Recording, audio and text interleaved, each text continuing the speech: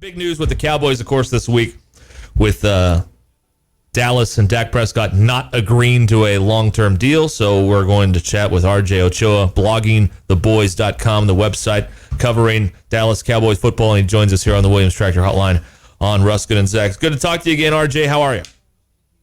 Doing well, guys. Hope your week's going great, and you got some pretty awesome plans for the weekend. Yeah, man, we're looking forward to I think I'm power washing the porch this weekend, so that's big, exciting things here at the Ruskin house. All right, so they don't. Where do we stand here? Is Dak going to play and leave? Is a long-term deal ever going to happen? Just what's your read on where we are right now with this situation?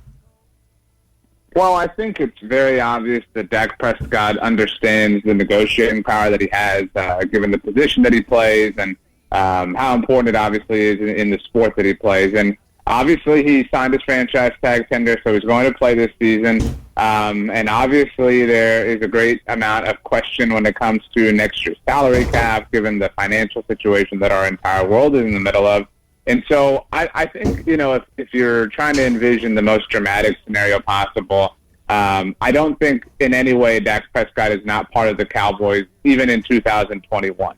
I think that perhaps the divorce mark, if you're looking for that, is 2022, just because, if the Cowboys were to place the franchise tag on him next year, I mean, that value is $37.7 million, and that's still not great, but manageable. But the year after that, it's $54 million, and after that, I mean, that's a little bit of tough cookie. That's what Kirk Cousins went through with the Redskins. He got to that third year of the franchise tag, and it just became unpayable for the Skins, correct? That is correct, yeah. I mean, and so those values are already known, they're already quantified, and so I think that when you do that math, right, I mean, you figure Dak, and I'm approximating here, but Dak's making $31.4 million this year on the tag, almost 38 next year, and then 54 in 2022 if it were to come to that. I mean, if it was our job to represent Dak, you add those values up, you say, okay, well, he's making $123 million over the next 3 years. So what you're looking at then is essentially a 3-year deal valued at $123 million. That is fully guaranteed, by the way, and that math comes out to $41 million per year. So if it was me, I'd say, okay, well, my market rate is now $41 million per year, as my dog agrees. And I'm operating in a world where I'm getting $123 million fully guaranteed. And so then when the Cowboys come up and say, hey, we'll offer you $110 million fully guaranteed over 5 years, it just sounds ridiculous, because if you're willing to gamble a little bit like Dak Prescott is, you can earn far more, have far more be guaranteed, and you can set yourself up for a larger base floor, which is, to your point, what Kirk Cousins did and how he got a fully guaranteed contract in Minnesota. We're talking with RJ Ochoa, bloggingtheboys.com, with us here on Ruskin and Zach. So what impact, if any, did the massive Mahomes deal have on all of the calculus here with Dak? I think that when you look at it, it's no secret that Dak's representation wanted a shorter deal than in terms of time than the Cowboys were offering. And, the fact that Pat Mahomes did a 10-year deal with 2 years left on his rookie contract, at that, giving the Chiefs 12 total years of team control. I mean, I think that if I was the Cowboys, I'd say, look, man, I mean, nobody's saying, that Mahomes' deal should impact your dollar figure, but how can you bark about giving us an extra year when Pat Mahomes, we want a 5-year deal. Pat Mahomes gave twice that to the Chiefs. And so I think that if it took air out of any argument, it might have been that one, unfortunately. What is the holdup? There's 20 guys in this league that can really play the position. He's probably one of them. This is the most important position in football. What's the hang-up? Why won't they just get him signed to a deal and put this whole mess behind him? I mean, I think that's a really great question. And I've, at this point, now that we know that there is no deal, I have sort of resigned myself to the idea that this is one of two possibilities. And it will sound like a joke, but I really believe it. The first possibility is that they have no clue what they're doing. They simply have no idea how this market works.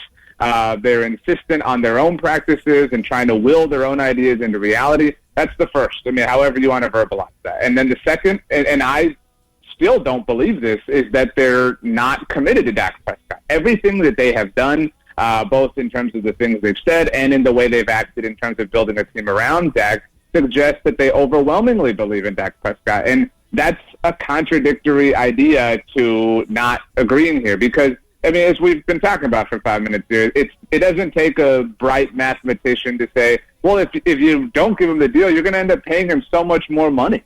So I don't know. I mean, I thought for a while, I bought a little bit of conspiracy that maybe they wanted to take it all the way down to the wire so as to absorb as much of the spotlight as possible. But I think that the DeMarcus Lawrence contract negotiations and the Ezekiel Elliott ones support the idea to me that they just think they're far better at this than they really are.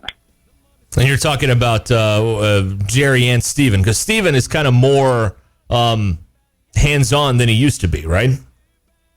Yeah, and I mean, their front office as a whole, I think they think that they've got this. You know, when I remember a freshman in high school, I used to never study for tests, and I would walk in, the teacher would be like, "Did you study?" I'd be like, "No, I got this," and then I'd get a 71. You know what I mean? And so, that's just, I don't think there's any problem with being arrogant. I really don't. If you back it up, you have every right to be arrogant. That's your prerogative.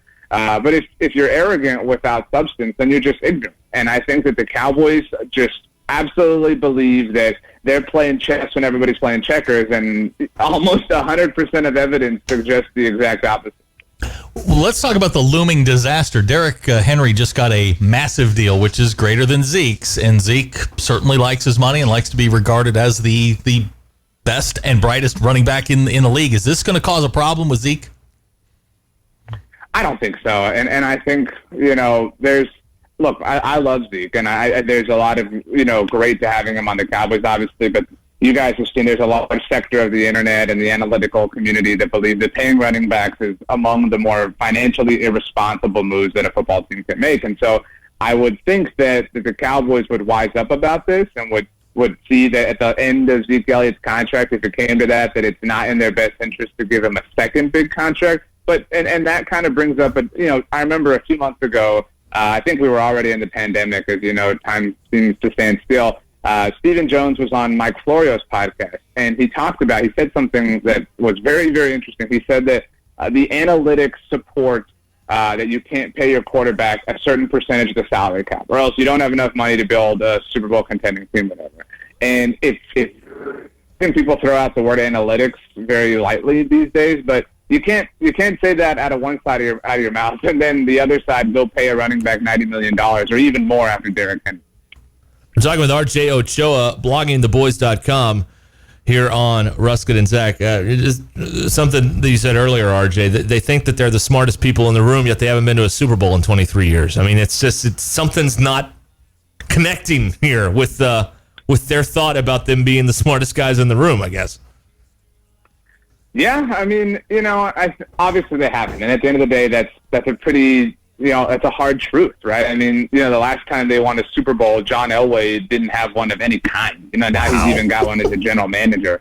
But I mean, they've had success, I know that type of, you don't hang banners for those things. That they have had success, but I think they chase their own tail on things. I mean, they've had success. I think many would say, in spite of the person that they had be their head coach for a decade. I mean, you think about all these prominent players that put together, debatably Ring of Honor careers. Tony Romo, DeMarcus Ware, Jason Witten. You could throw Dan Bailey in there, Des Bryant. All those guys played the prime of their careers in a time that they were just very lethargic about how they wanted to operate. And they've, to be frank, they've wasted a lot of opportunity, and that's unfortunate.